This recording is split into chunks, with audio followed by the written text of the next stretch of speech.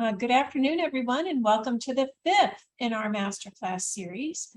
I'm extremely delighted to have you all with us here today. I'm Julie Novkov, and I'm the interim dean of the Rockefeller College of Public Affairs and Policy. As you know, today's session is part of a series of masterclasses that feature the faculty experts of Rockefeller College. The series is part of the year-long celebration of the college's 75th anniversary. Today's discussion will be led by Professor Victor Asal. Before I hand the platform over to Professor Asal, I just want to make a couple of program notes. You are welcome to start posting your questions for Professor Asal at any point. You can use the chat function, and if you would like for your question to remain anonymous, you may certainly send it directly to me, and then I will read it to him. Closed captioning has been enabled for anyone who would like to use it. The transcript can be found either in the chat function or on the bottom of your screen, depending on which version of Zoom you're using. And I also wanted to let you know that the entirety of today's discussion will be recorded and shared through the Rockefeller College YouTube channel. And with all of this set, I will now hand the digital mic over to Professor Asal. Thank you very much. Can everybody hear me? Yes, okay, good. So as Dean Novkov has said, my name is Victor Asal. I'm a professor in political science, although I do teach PhD students as well. I have three main areas of research. I research political violence, I research political discrimination, and I research interactive pedagogy. And so in my classes, I'll often start a class by saying, in my class, you get to kill your classmates, which the students seem to very much like. If you're interested in either of these topics, I'd be happy to talk to you in the future. And what we're going to do now is I'm going to start sharing my screen, and we'll be talking specifically about extremism and violence in the United States, and if we have time, abroad, but we'll see if we have time. Can everybody see the screen? Okay, so let me start with this, which is the impact of 9/11 was huge.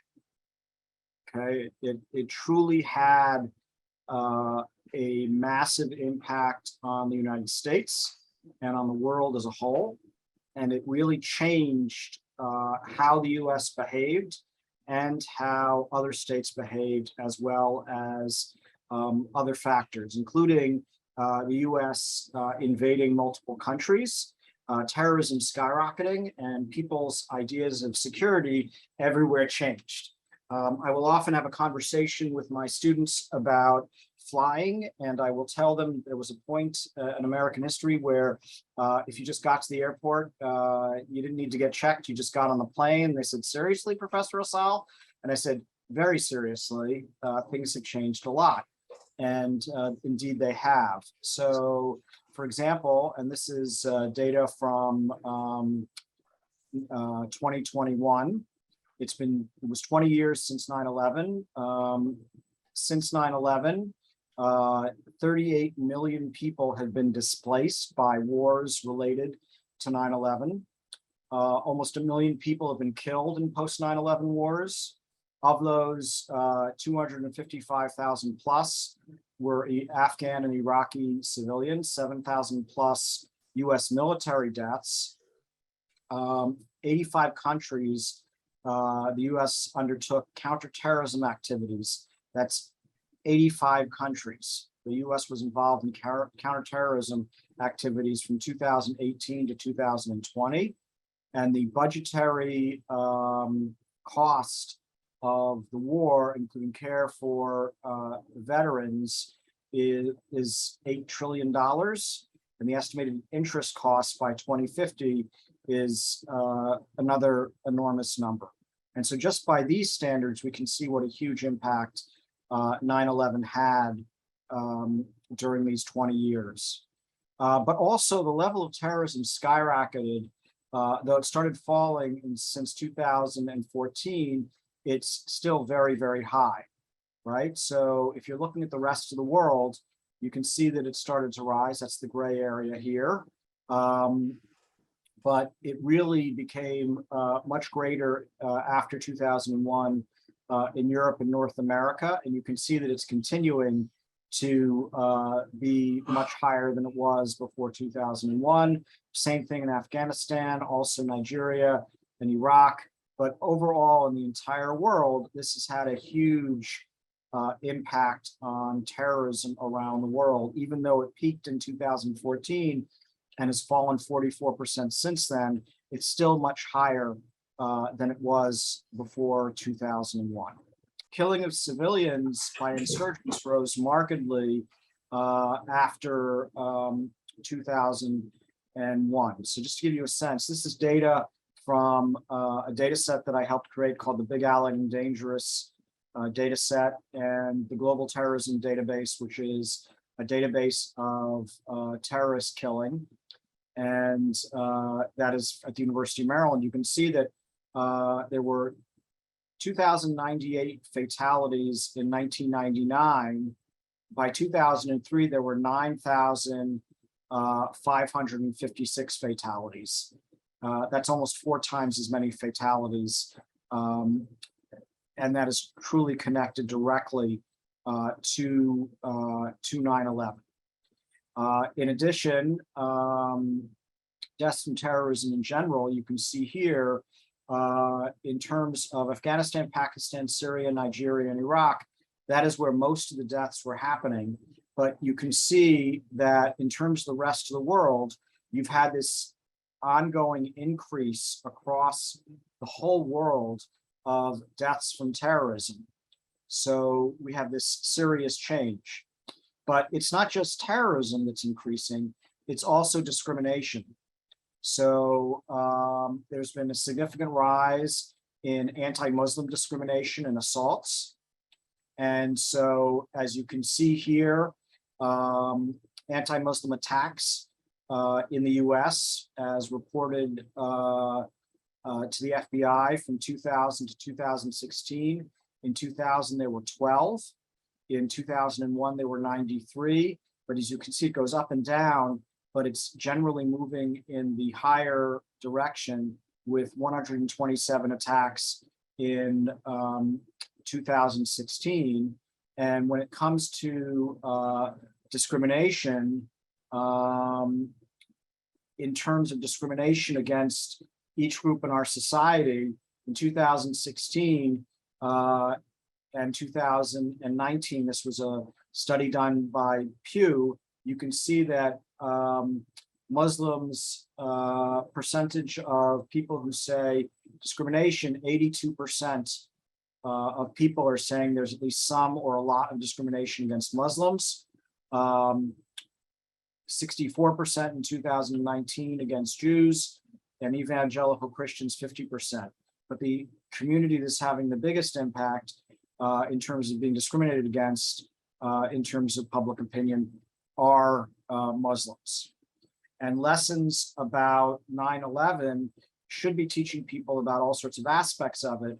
But one of the impacts of teaching people about 9/11 and learning about 9/11 is it's provoked harassment of Muslim students. So Muslim students are often subjected to ridicule and blame for 9/11. One student said, even if they're joking around, they'll say terrorist and stuff like that to me. That used to trigger me a lot.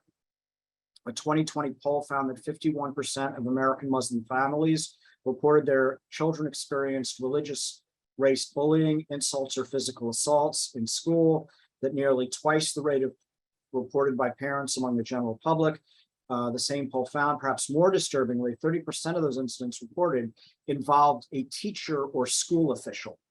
So it wasn't just students who were being crappy to other students, it was teachers and school officials who were supposed to protect these students. And I can tell you, so anybody know what my last name, what language my last name is? Arabic. What? It's Arabic. Yes, my last name is Arabic. Do you know what it means? It means honey. Yes, Honey. I'm Victor Honey. Well, Victor Honey, after 9/11, for 4 years after 9/11, every time I flew, I was randomly stopped. by security. And occasionally I'm still randomly stopped, but literally every time I flew after 9/11, I was randomly stopped. And on more than one occasion, I've had people, when they hear my last name, start looking at me or treating me differently than they would otherwise. And I've talked to a bunch of women who wear hijabs or some other indicator that they're Muslim, getting all sorts of grief in the United States. Okay. And in terms of where we invaded related to 9/11, most people say, oh, we invaded Iraq. Well, we didn't just invade Iraq and Afghanistan. We invaded Afghanistan, the outcome Taliban in control. We invaded Iraq. It's still a democracy, but not very close to it. We got involved in Somalia, and we got involved in Libya. Okay, so all these have some connection to the 9/11 attacks. So we should have some sense of this impact. Now, the impact of the invasion, you can see the fatalities from insurgent organizations around the world before and during the Iraq War, and you can see how they rose, and specifically fatalities against non-police military fatalities and police and military fatalities rose. Okay, so in terms of quantitatively, what we found about the impact of the Iraq War was it had a measurable impact on the actions of insurgent organizations, of which we've collected data around the world about, and it led insurgent organizations to kill civilians, to be more likely to kill civilians and to kill more of them. And it had a big impact on overall fatalities and civilian fatalities committed by these groups, but that did not have a similar impact on the killing of police and military personnel, which I find interesting myself. And you can see, again, this huge impact of the levels of terrorism skyrocketing after 9/11 and the US invasion of these countries. Now, this is not just happening to international organizations. We can also see that domestically, this is also has had a big impact.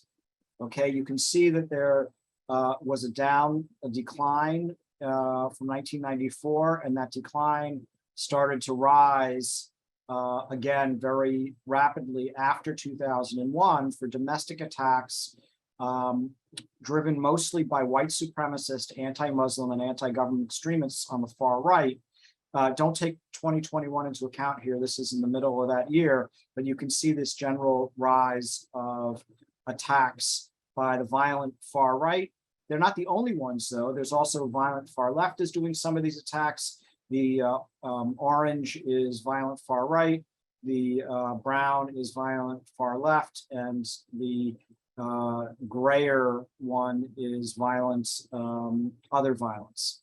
So what I've done in my research, I've done several different examinations of different kinds of violence, but what I've looked at is when extremist organizations turn to violence in the US. And I did this, this is a paper that I worked on with Suzanne Whedon-Levy and Darren Fisher, and we've got to get this out for review. And so what we looked at was some extremist organizations in the US use violence and some don't. So why might an organization in the US use violence? Well, some people would argue maybe it's ideology. Okay, maybe if there's certain kinds of ideology, they're going to do it. Maybe it's what kind of behavior they engaged in other than violence. Sometimes people say it might be rhetoric. Some organizations use violent rhetoric, some don't. And then it could be organizational features or organizational behavior that's having an impact.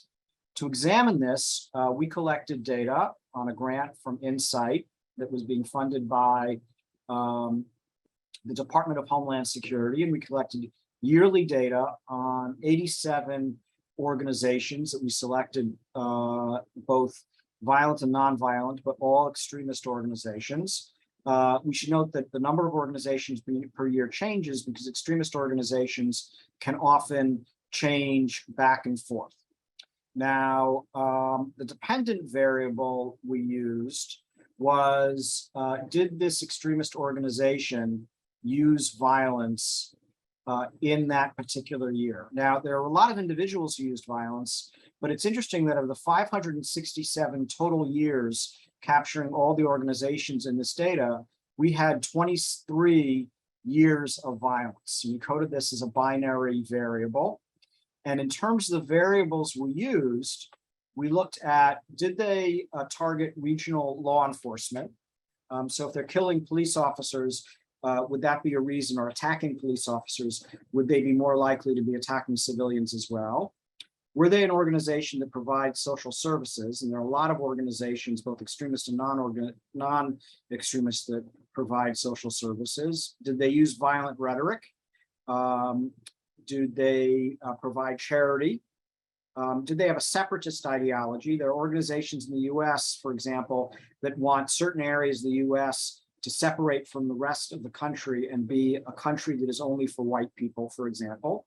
Do they have rightist ideologies, religious ideologies, gender exclusive ideologies? Gender exclusive ideology is very much of women, shut up, go in the kitchen, don't do anything, get off the Zoom call because you're not as cool as men. I don't know if anybody has heard people say that, but I have read material that some of these organizations use. How big the organization is, do they have an organized armed wing? What is their leadership structure? Is it a single leader? Is it multiple leaders? Is it a cell organization? And do they have a cell or network structure with their connected? And what we looked at is we analyzed quantitatively using a logistic analysis to see which of these variables had an impact. And what we found was, interestingly, if an organization is targeted by regional law enforcement, so if an organization is getting hit on by regional law enforcement in terms of misbehaving, they're almost 19% more likely to use violence. If they have a rightist ideology, they're 7% more likely to use violence. If they have a separatist ideology, they're almost 3% more likely to use violence. If they're using violent rhetoric, they're 2% more likely. And the bigger they are, they're 2% more likely. Very interestingly, if they're providing social service provision, they are less likely. Okay, so what we're seeing here is there are key factors that seem to be driving this behavior in a way that is different from what certain people think. And certain kinds of behavior actually pushes against violence. But what we're seeing here is being targeted by regional law enforcement seems to be encouraging organizations to be violent as well. Okay, and I kept this to exactly 20 minutes, so I'm very proud of myself. I'm going to stop sharing now, and we can open it up to questions. So my understanding is that we're going to do the questions from the chat. Yes?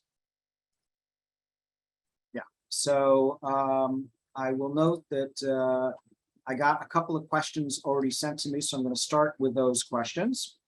Where do I see the path of extremism going in the next few years? I think that has a huge connection to where politics in America goes. I think that there are some politicians who are pushing things in an extremist direction.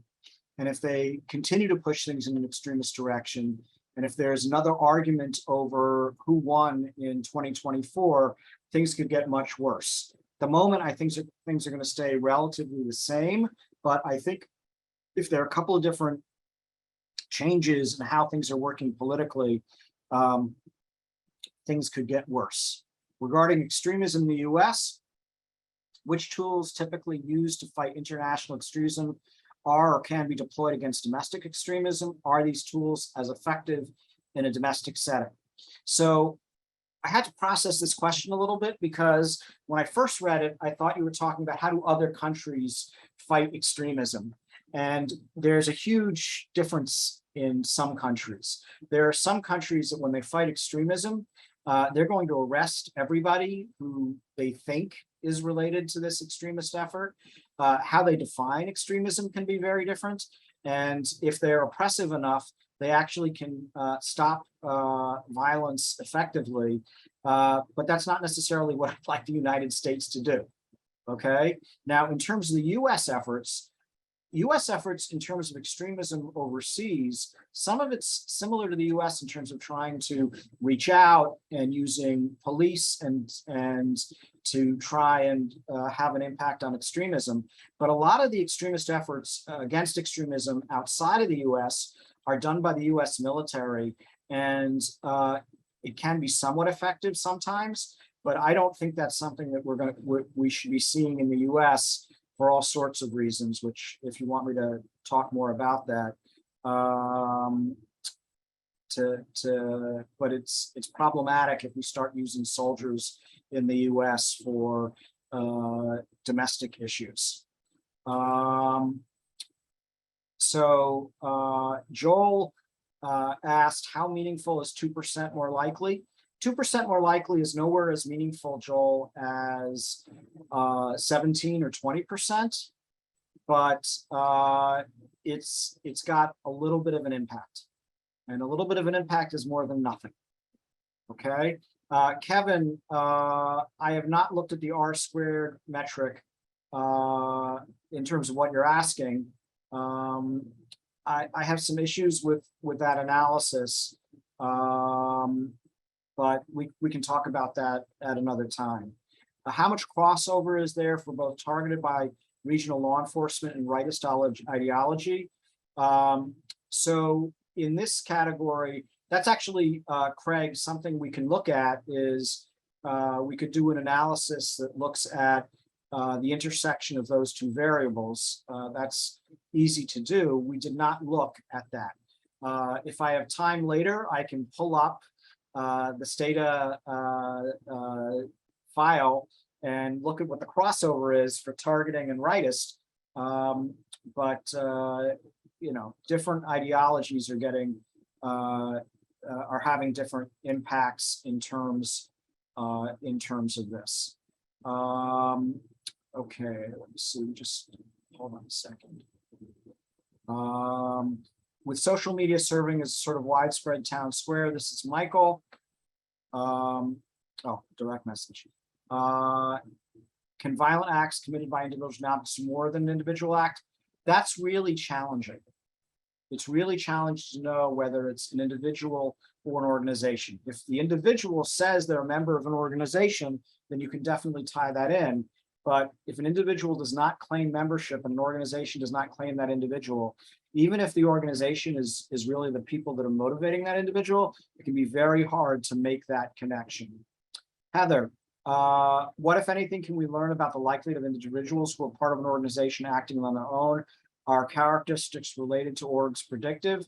I think they can be. We have to do more analysis on that. I've done some work on individuals, but usually when you do organizational analysis, you're looking at what the organization is doing within the context of individuals. So that would be another level of analysis. We'd also have to get a grant to get the money to actually collect the data where we could go at the individual level. So if you want to shoot an email to DHS and ask them to send us the money, I would be very happy, Heather, if they would do so for that. So Michael, so there's another question on built-in audience make an intent difference. Yes, they can. Okay, it somewhat depends on what you mean by built-in audiences, but if people are only focusing on one set of news sources or one set of information, they can have very different views of what the right thing to do is and what the wrong thing to do is. David is asking, how much is targeting by law enforcement a cause of violence versus a response to organizations that are becoming violent? David, that's a really challenging chicken or egg question, because to really know that, we would have to go back probably 10 or 15 years, so that we can go back far enough where most of these organizations didn't exist to see, you know, when the violence from the targeting by security started. Did it start before the security violence of the organization?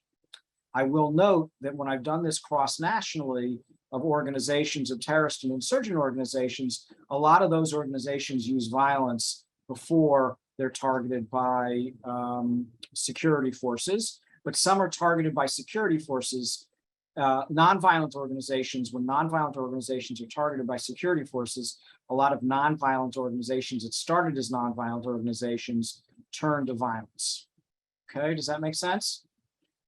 And Craig, send me an email so I have what you want me to do, and I'll see what I can figure out. Okay, so I remember. Joel, doesn't your data suggest that attacking domestic extremist groups make them more likely to engage in violence? It does move in that direction, that if they're oppressed, they're more likely to use violence, but that's a fairly common thing in general. Okay, how do we develop? Kevin is asking, how do you develop the rhetoric variable for the model? What data was used? What we did was we had our coders go through and look at what these different organizations had written or what speeches they had given that were reported in the news, to see what kind of language they wrote, and then using specific terms related to rhetoric, what could we do to code those as violence or non-violence. I'm going to pull up the code book just for a second, and I will actually, if the code book actually pulls up for me, see if I can find the words.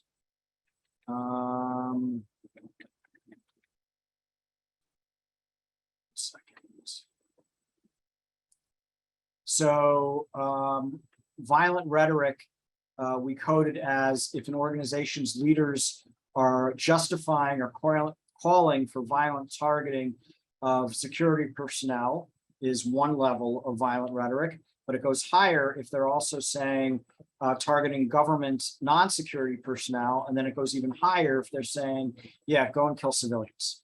Okay, so Kevin, I hope that makes it clear how we were coding it. Ari says, how do we prevent conspiracy theories such as QAnon spreading extremism and causing real life violence, such as the recent Paul Pelosi attack? That is not something I'm researching, but Ari, it is very important. And we do have a serious issue here of more and more of this rhetoric getting out there and people believing what these people are saying. I think there are many, many wonderful things about the internet and all these different news sources. But one of the negative things is that people can fall into rabbit holes where what they're learning about what is actually happening is coming from only one source, and that can truly pervert their view of the world in a way that can move them towards violence. Alex Hammerstein is saying, how would you suggest law enforcement engage with extremism, given that targeting them using traditional methods seems to spur them to violence? And is that really a causal association? So Alex, again, I think it does have an impact, but what's coming first is something we need to collect more data on. And there are efforts that security personnel can take to try and make connections to these people. But if you talk to a lot of security people, they say, we got to arrest these guys. Other security people says we just have to ignore it. So that's a conversation that's continuing to move on. So Kate is asking, I think the question Ari, foreign tactics and the potential available in the US was one I submitted earlier. My intent behind it is more on the cyber tracking of or response to extremism in the US. Okay, so in terms of cyber tracking and response to extremism in the US, cyber tracking is and cyber security is something that we've applied for a grant for recently. We didn't get, but we'd like to try and do that again. And there are people who've done research in that area. Peter, can you give examples of nonviolent groups being targeted by security organizations and therefore causing them to become violent? What is the frequency of this? So when I looked at that within the context of the Middle East and North Africa ethnic groups. There have been some, and the names of the organizations are not coming to mind at the moment, but there were some organizations in Egypt and in Israel amongst Palestinians that started out not being particularly violent and then being targeted and becoming more violent or starting to use violence. Okay, and Peter, I'd be happy to send you a paper that I've written on using this data of violent, non-violent, and organizations that go back and forth that looks at what factors make them more likely to use protest, what factors make them more likely to use violence, and what factors make them more likely to use both. Okay. Other questions?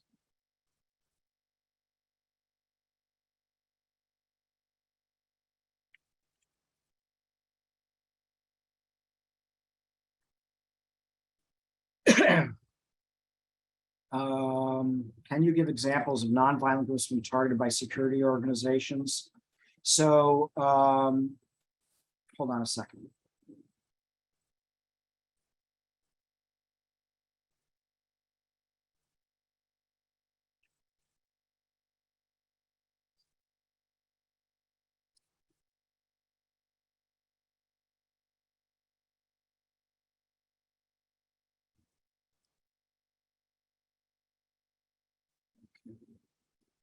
Not finding the list.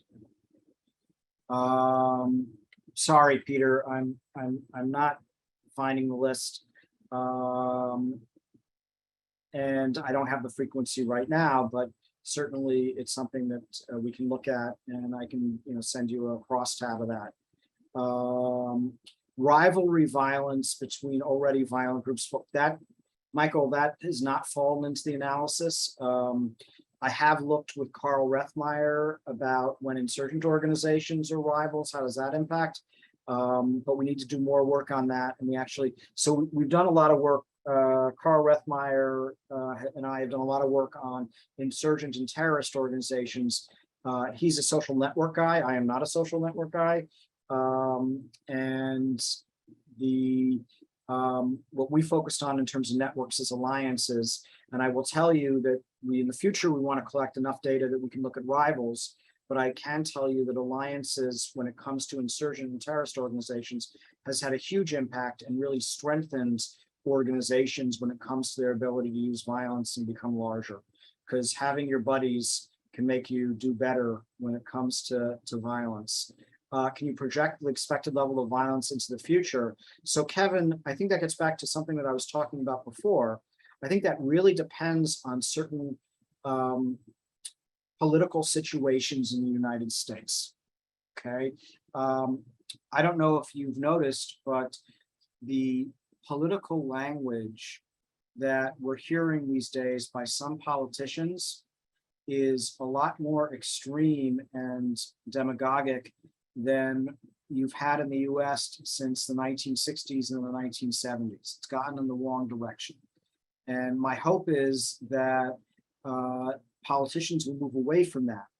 If politicians do not move away from that, I think that the level of violence in this country could potentially get much worse. But I think a large part of that's going to depend upon what leaders decide to do and what the leaders of the different political groups decide to do.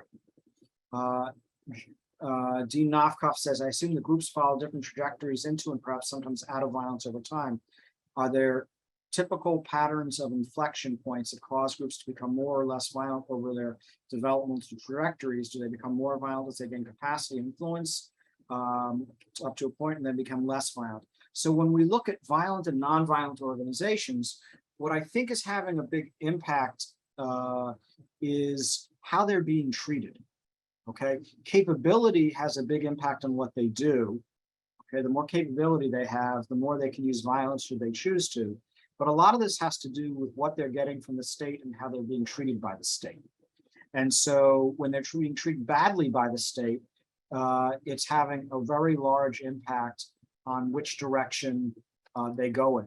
So for example, the fact that all the other variables in this analysis were below 10%, but if they're being targeted by regional law enforcement, it's above 19%.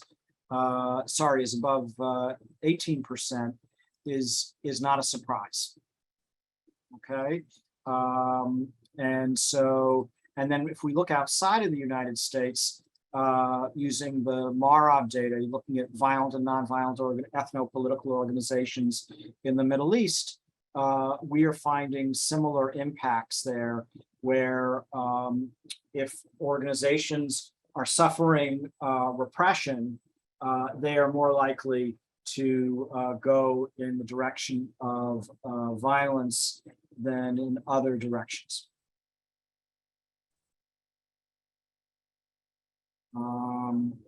Okay, my last question. Michael, if you want to, you can ask another one. Is there space to consider the term violence itself to include hate speech and calls for illegal discrimination? I know there's an important distinction, but run-on taxism can also be violent. I think at this point, I would say, I would prefer that we make a distinction between violence and violent rhetoric. And the reason why I think it's important to make a distinction, Michael, between violence and violent rhetoric is because often if you say to somebody, you're being violent, and they're talking, I think that can have an impact on them saying, screw it, they're already condemning me for something I'm not doing. I might as well go ahead and do it. Okay, does that make sense?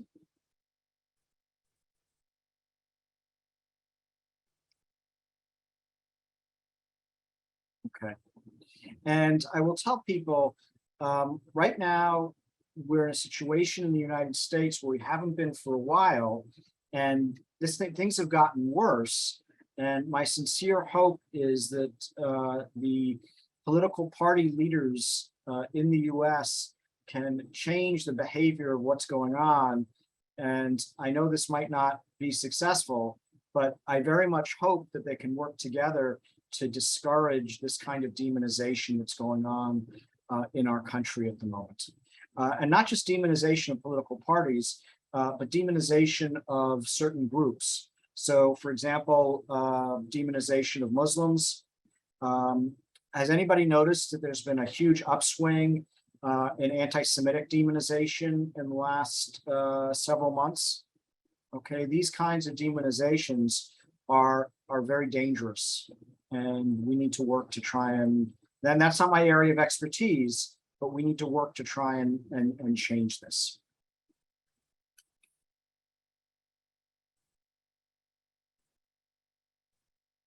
So Lauren, I think Lauren says my question was going to be this recent rush of anti-Semitism. Lauren, I think that there has been an opening in the last several years to demonize people. Okay, in the last several years, I've heard racist language and anti-Semitic and anti-LGBTQ plus language in a way that I have not heard it for quite a number of years. People are becoming more comfortable in saying really nasty stuff about people. And I think when you enter into the discourse of demonizing people, that entering into the discourse of demonizing people will fall eventually into actual acts of violence against those people. And that's why if I hear a student saying this, I will say that's not okay. And I'll explain to them why.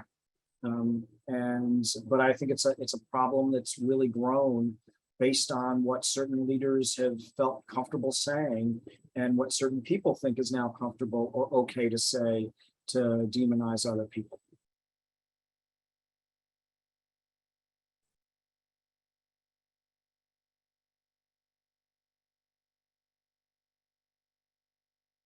So Dean Novkoff says, I wonder too about organizations like the Klan that worked hand in hand to provide extra legal violence to support and supplement state violence. I'm not as familiar with frequency data, but I'm not sure their behavior fluctuated as much as response to suppression attempts, at least the second Klan, and the first Klan was broken by federal intervention. That is correct. The federal government worked really hard for a certain period of time to push against the Klan because it was a Southern thing that they did not like. And there was a work against it in the 60s when this kind of discussion, when this was happening again. And the US government needs to do more to try and work against these kinds of demonizations of certain people that are being done by organization. Lorelei, I am volunteering for an English language program and would like to hear you speak about the treatment of Ukrainian refugees versus previous refugees of color. So Lorelei, I'm not an expert in this, but I can tell you that I think refugees and immigrants of color are often treated very differently than refugees who are white. I've literally seen this with my own eyes more than once. Okay, and I think that we had a period of time where it was getting a little better, but there's a segment of the American population that still embraces this view that the color of your skin has an impact on who and what you are. And my strong desire is for us to work much harder to take that view away from everybody in America. Can't do it by force, but education and more efforts to do so is something that I think is really important, because levels of discrimination in the US, legal discrimination in the US is not what it was before, but, and certainly societal discrimination is not what it was in the 50s, the 60s, or even the 70s, but societal discrimination still exists in the United States and is a problem that we need to keep working against. And, you know, some people raise their kids, and, you know, when a kid says, Mom, what's wrong with that person? Why are they that color? If mom says, oh, well, this and that, that's not the right thing. Or if mom says, no, they're just like everybody else, it's just their skin color is different. Mom or dad need to teach their kids, because they're going to often hear stuff that is wrong. And this is a societal issue, not specifically just a political issue.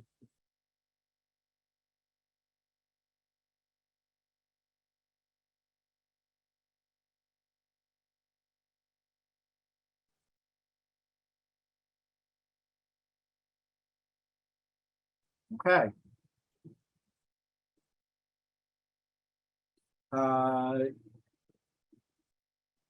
Kelly, you want me to keep going with my PowerPoints, or are we done? That's totally up to you. We have about 15 minutes left for this discussion. If you would like to end it now and we could host another one of these following up on a different topic, that's fine. If you think there's 15 minutes worth of subject that you'd like to share, we are happy to hear it. Well, no, actually, it's probably a little longer than that. So maybe we'll go for another meeting. But people, I really do think that we can make a difference. And I mean this sincerely. Like I said, this discrimination and rhetoric is not just directly related to these organizations. And the more effort that we make ourselves to try and push against this can be helpful.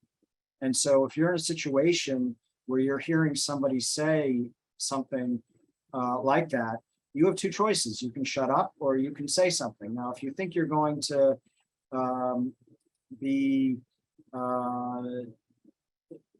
hurt because of it, that's one choice. But if you can speak up and say, you know, hey, that's not okay, that's a tiny, tiny step, but an important one in moving things in the right direction. And I will bet you $150 that there's at least half of the people here, certainly all the women in this on this call, have heard things because they're women that men, for the most part, have not heard. And they're people of color or people of certain ethnicities that have heard stuff. And when you hear it and you speak up, you are doing something. And I think that is important.